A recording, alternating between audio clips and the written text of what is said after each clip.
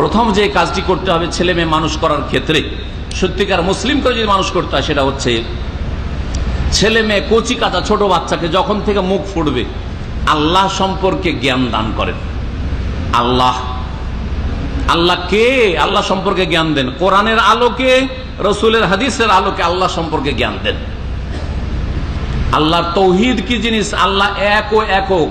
সূরা ইখলাস পড়ে শোনান, আল্লাহু আহাদ, আল্লাহ এক, দুই না, তিন না, আল্লাহু আহাদ, আল্লাহুস সামাদ। আল্লাহ কারো মুখাপেক্ষী নন, সবকিছুই মুখাপেক্ষী তার। লাম ইয়ালিদ ওয়া লাম ইউলাদ, তিনি জনকও না জাতকও না, কাউকে জন্মও দেননি, কারো বাবাও না আর কারো সন্তানও না।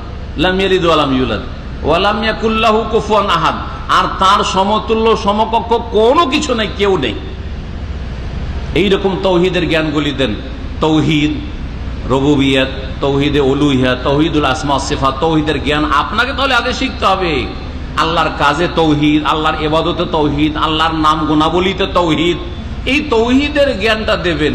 এর সাথে সাথে আরো অ্যাড করে দিয়ে একসাথে অনেক কথা একসাথে যেহেতু বলছি, সেই জন্য 3টি পয়েন্ট মাত্র বলবো।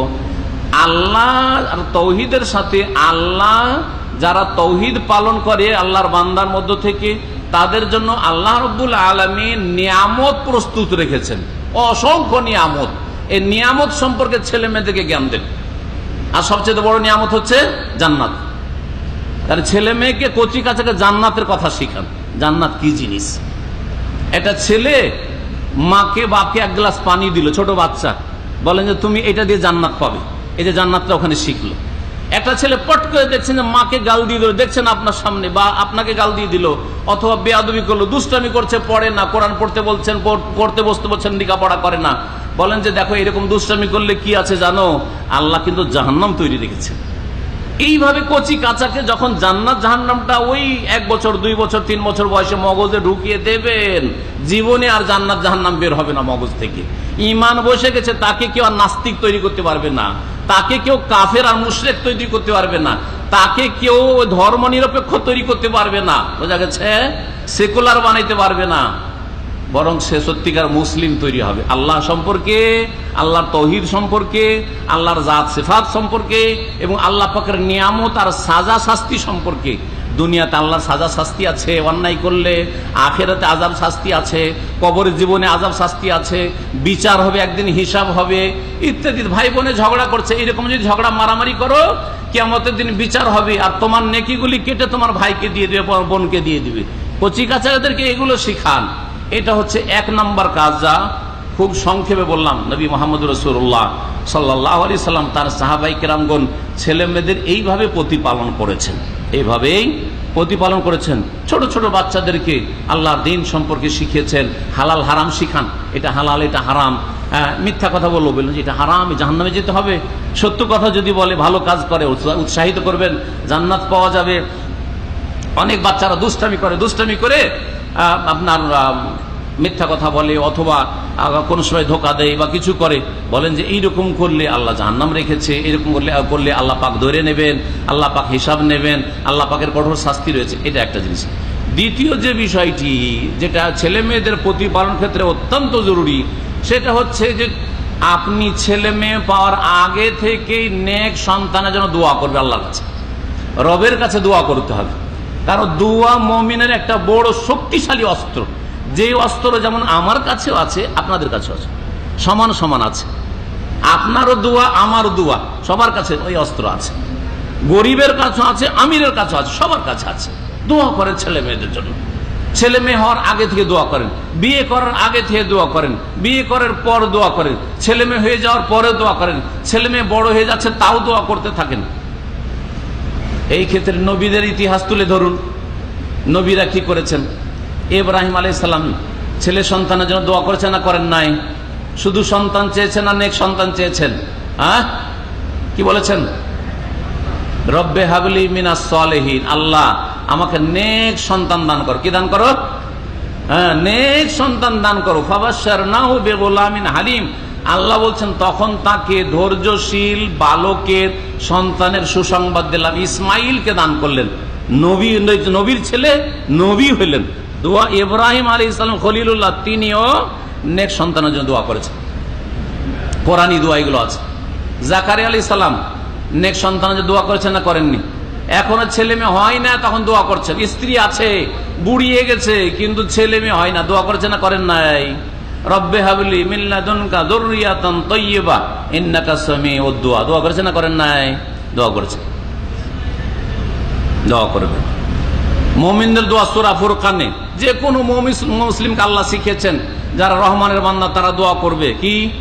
ওয়াল্লাযিনা ইয়াকুলুনা, যারা সত্যিকার রহমানের বান্দা মুমিন তারা দোয়া করে, রব্বানা হাব লানা মিন আজওয়াজিনা ওয়া যুররিয়াতিনা কুররাতা আয়ুনিন ওয়াজআলনা লিল মুত্তাকিনা ইমামা। এই দোয়া কার মুখস্থ আছে? কার মুখস্থ আছে? মাশাআল্লাহ, আছে মুখস্থ। মাত্র কয়টা হাত উঠলো? এতগুলি লোকের মধ্যে যদি 10টা হাত উঠে, তাহলে কি আপনাদের দরকার নেই? আল্লাহ কোরআনে শিখে কোরআনী দোয়া সবচেয়ে উত্তম দোয়া হচ্ছে কোরআনী দোয়া। রব্বানা হাব লানা, হে আমাদের রব আমাদেরকে দান করো, মিন আজওয়াজিনা, আমাদের স্ত্রী। যখন পুরুষ লোক দোয়া করে স্ত্রী, আজওয়াজ মানে স্ত্রী হয়, আজওয়াজ মানে স্বামী, জোড়া এক কথায়। যখন আপনার স্ত্রী দোয়া করবে, আল্লাহ আমাকে ভালো স্বামী দান করো, রব্বানা হাব লানা মিন আজওয়াজিনা, আল্লাহ আমার ভালো স্বামী দান করো, একজন মহিলা বলবে। একজন পুরুষ বলে, আল্লাহ ভালো আমাকে স্ত্রী দান করো, ওয়া যুররিয়াতিনা, আর সন্তান দান করো, এমন কুররাতা আয়ুন, যাতে আমার চক্ষু শীতল হয়, নয়ন জুড়ায়, চোখ ঠান্ডা হয়। ছেলে মেয়ে দেখলেই চোখ ঠান্ডা হয়ে যায়, ওদের সাথে কথা বললেই চোখ ঠান্ডা হয়ে যায়, তাই না? শুধু ছোট কালে না, বড় হওয়ার পরে। আসল তো হচ্ছে বড় হয়ে। ছোটতে তো সব ছেলেকে দেখতে ভালো লাগে, তাই না? ছোট কালে সব ছেলে মেয়েকে বাপ মা আদর করে, সবাই বড় বড় আশা করে রাখে। কিন্তু যখন 15-16 বছর হয়ে গেছে, 18 বছর 20 বছর হয়ে গেছে, তখন বাপকে মাকে মারতে আসছে, চোখ ঠান্ডা হয় না, চোখ জ্বলে। হ্যাঁ, বাপ মা বলছে যা চল নামাজ পড়তে, যাও তোমার কাজ তুমি করো, আমাকে বলবে না তুমি, যাও যাও যাও, আমি নিজের চোখে শুনি, যাও যাও যাও। বাবাকে আরো বকে ঝোঁকে তাড়িয়ে দিল, যাও তোমার কাজ তুমি যাও, মসজিদে যাও, তুমি তোমার কাজ করো, যাও। সুবহানাল্লাহ। চোখটা ঠান্ডা হয় না, চোখটা জ্বলে উঠে। কলবটা, চোখ শুধু জ্বলে না, অন্তর জ্বলে। এমন অন্তর জ্বালা পোড়া করে যে এরকম জালেম ছেলে আল্লাহ কেন দিয়েছো তুমি? আচ্ছা, এটা তো কম, কারণ আপনারও কাছে হয়তো নামাজের গুরুত্ব নেই। আপনার ছেলে মেয়ে আল্লাহ না করে যদি ডাকাত হয়ে যায়, কুখ্যাত চোর হয়ে যায়, লুচ্চা হয়ে যায়, আরো কিছু হয়ে যায়, যদি হয়ে যায় বড় শয়তান হয়ে যায়, তখন কি বলে, আল্লাহ তুমি আমাকে এই সব ছেলে মেয়ে দিয়ে বড়ই মুসিবতে ফেলে দিয়েছ আল্লাহ, তাই না? ছেলে মেয়ে যদি মারধর করে বাপ মাকে, তখন আল্লাহ যে জন্ম দিয়েছি ছেলেকে, তার কাছে মার খেতে হচ্ছে, আল্লাহ আল্লাহ এই ছেলেকে তুমি দুনিয়া থেকে নিয়ে নাও। করে কি করে না? অথচ ওই ছোট ছেলেটা সারা রাত, একদিন না এক সপ্তাহ যদি আপনাকে জাগিয়ে রাখে, অসুখ থাকে, ঘুম হারাম হয়ে গেছে আপনার স্ত্রীর। ছেলে মেয়ের চিকিৎসার জন্য আর তার অসুস্থতাকে দূর করার জন্য, আর পেরেশানির শেষ নেই, বুঝতেই পারছেন যাদের ছেলে মেয়ে হয়েছে। সুবহানাল্লাহ। তাহলে এই কুররাতা আয়ুন, এই দোয়া যদি করেন আপনি, তাহলে ছোট ছেলে হইলেও চোখটা ঠান্ডা হবে, মনটা ঠান্ডা হবে, বড় হইলেও ঠান্ডা হবে। এমনকি ছেলে মেয়ে বুড়া হয়ে গেছে, দাড়ি পেকে গেছে আপনার ছেলে মেয়ে, আপনি বেঁচে আছেন, ওদেরকে দেখলেও চোখটা ঠান্ডা হবে। হবে কি ওটা? রব্বানা হাব লানা মিন আজওয়াজিনা ওয়া যুররিয়াতিনা কুররাতা আয়ুন ওয়াজআলনা লিল মুত্তাকিনা ইমামা। নবী রাসূলগণ দোয়া করেছেন, সুতরাং আপনিও বেশি বেশি দোয়া করেন আল্লাহর কাছে নেক সন্তানের জন্য, নেক বিবির জন্য। আল্লাহ পাক আমাদের সকলকে যেন নেক বিবি দান করেন, নেক সন্তান দান করেন। যারা বিবাহিত তাদের আল্লাহ জীবনে বরকত দান করেন, তাদের ছেলে মেয়েদের পরিবারে আল্লাহ বরকত দান করেন। যারা অবিবাহিত তাদেরকে আল্লাহ নেক স্ত্রী এবং ছেলে মেয়ে দান করেন। আল্লাহ পাক রব্বুল আলামিন যেন আমাদের দুনিয়া আখিরাতের ভালো করেন। 3 নম্বর কাজ যেটা, সেটা হচ্ছে আপনাকে একজন বাপ হিসাবে এবং আপনার স্ত্রীকে একজন মা হিসাবে ছেলে মেয়েদের জন্য উত্তম আদর্শ, আইডিয়াল নমুনা হইতে হবে। নমুনা হইতে হবে জীবনের প্রতিটি ক্ষেত্রে। এখন কেমন নমুনা? উত্তম নমুনা হইতে হবে, উত্তম আদর্শ হইতে হবে।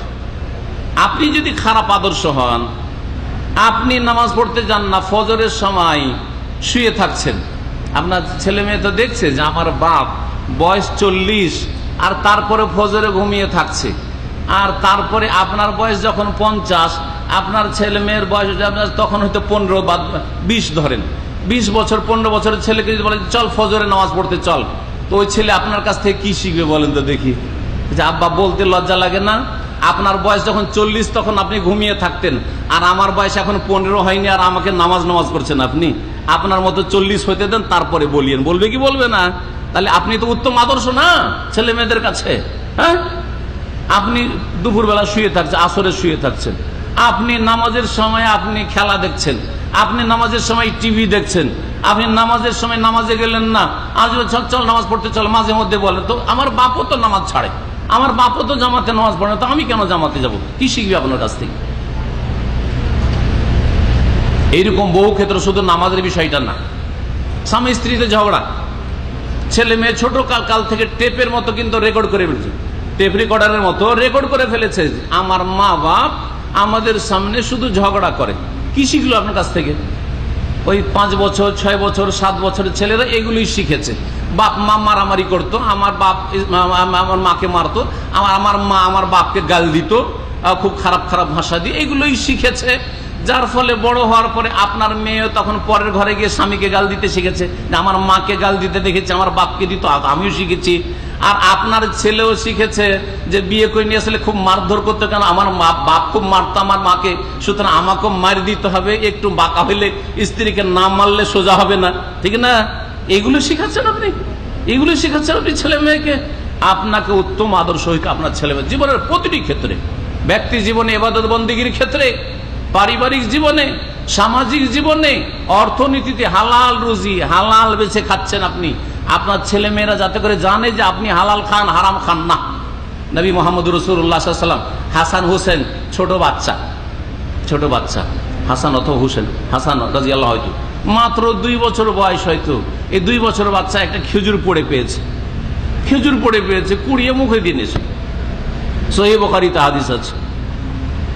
নবী সাল্লাল্লাহু আলাইহি ওয়াসাল্লামের আপন ছেলেও না, মেয়ের ছেলে, তাই না, নাতি, বলছেন কিখ কিখ কিখ। কিখ আরবিতে মানে আমরা যা ছি ছি করি, ছি ছি বুঝেন তো না, ছি ছি ছি ছি মানে কি? ওগুলো ফেলে দাও, মুখে নেওয়া যাবে না, খাওয়া যাবে না, তাই না? ছি ছি ছি ছি ছি যেমন আমরা করি, ঠিক ওই রকম আরবিতে কিখ কিখ কিখ এরকম বললেন। মুখ থেকে তো বাচ্চা ফেলে দিল, কিন্তু মিষ্টি লেগেছে, আর পেটে তো ক্ষুধার জ্বালা, বুঝতেই পারেন কত যে অভাবের যুগ ছিল, আর কত যে অনাহারে তারা থেকেছেন। বাচ্চা কিন্তু খুব কান্না শুরু করে দিল, কাঁদতে শুরু করলো হাসান রাদিয়াল্লাহু তাআলা।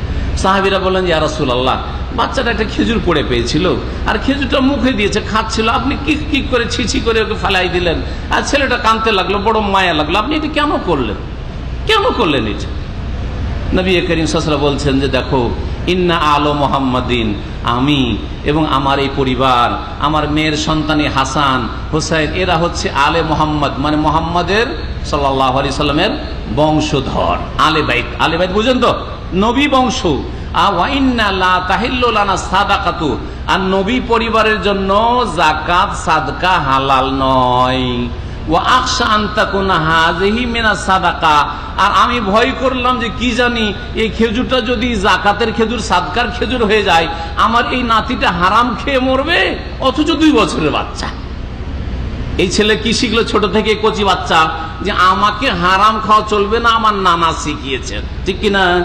আপনিও যদি ওই রকম নানা হইতে পারেন, আপনিও যদি ওই রকম দাদা হইতে পারেন, আপনিও যদি ওই রকম বাবা মা হইতে পারেন, তাহলে আপনার ছেলে মেয়েরাও ছোট থেকে শিখে নিয়েছে যে একটা পয়সা হারাম খাওয়া যাবে না, একটা পয়সা বেইমানি করা খাওয়া যাবে না, একটা সুদের পয়সা খাওয়া যাবে না, ঘুষের পয়সা খাওয়া যাবে না, আত্মসাৎ করা যাবে না, কারো টাকা পয়সা ধার নিয়ে এইরকম বাহানা করা যাবে না। হ্যাঁ, কাঁধে বোঝা চেপে আছে, মরে গেলে সব গুণ আল্লাহ মাফ করবেন, কিন্তু ঋণের বোঝা আল্লাহ মাফ করবেন না, জাহান্নামে জ্বলতে হবে। এই সব কথা আপনাকে আপনার লাইফে আপনার ছেলে মেয়েদেরকে, কচি কাচাদেরকে শিখাইতে হবে। আল্লাহ পাক রব্বুল যেন আমাদের সকলকে তৌফিক দান করেন ছেলে মেয়ে প্রতিপালন করার, আল্লাহ যেন তাদের ইসলামী তরবিয়ত করার তৌফিক দান করেন। আল্লাহ রব্বুল আমাদের সমস্ত গুনাহ খাতা যেন মাফ করে দেন। সময় শেষ হয়ে যাচ্ছে বলেই বিষয়টিকে এখানে সংক্ষেপ করলাম, না হলে এই বিষয়ের উপর আমাদের আরো আলোচনা আছে, যারা শুনতে চান শুনতে পারবেন। এছাড়াও ভালো আলেমদের কোরআন এবং হাদিসের আলোচনা যারা করেন, তাদের নেটে আজকাল আলোচনা করে ছেলে মেয়েকে কেমন করে মানুষ করবেন। আল্লাহ যেন আমাদের সকলকে ছেলে মেয়ে ভালোভাবে মানুষ করার তৌফিক দান করেন, তাদেরকে সত্যিকার মুসলিম বানাবার তৌফিক দান করেন। আল্লাহ আমাদেরকে নেক জীবন দান করেন, আমাদের পরিবার ছেলে মেয়েকে নেক জীবন দান করেন, আমাদের সকলকে একসাথে আল্লাহ পাক জান্নাতুল ফিরদৌস নসিব করেন। আল্লাহ যেন আমাদের জান্নাতুল ফিরদৌসে উচ্চ স্থান দান করেন, জাহান্নামের আযাব থেকে আমাদেরকে, আমাদের পরিবার পরিজনকে, ছেলে মেয়েকে রক্ষা করেন। রব্বানা হাব লানা মিন আজওয়াজিনা ওয়া যুররিয়াতিনা কুররাতা আয়ুনি ওয়াজআলনা লিল মুত্তাকিনা ইমামা। রব্বানা ইগফির লানা ওয়া লিইখওয়ানিনা আল্লাযীনা সাবাকুনা বিল ঈমান ওয়া লা তাজআল ফি কুলুবিনা গিল্লাল লিল লাযীনা আমানু রব্বানা ইন্নাকা রাউফুর রহিম। সুবহানা রাব্বিকা রাব্বিল ইজ্জাতি আম্মা ইয়াসিফুন ওয়া সালামুন আলাল মুরসালিন ওয়াল হামদুলিল্লাহি রাব্বিল আলামিন।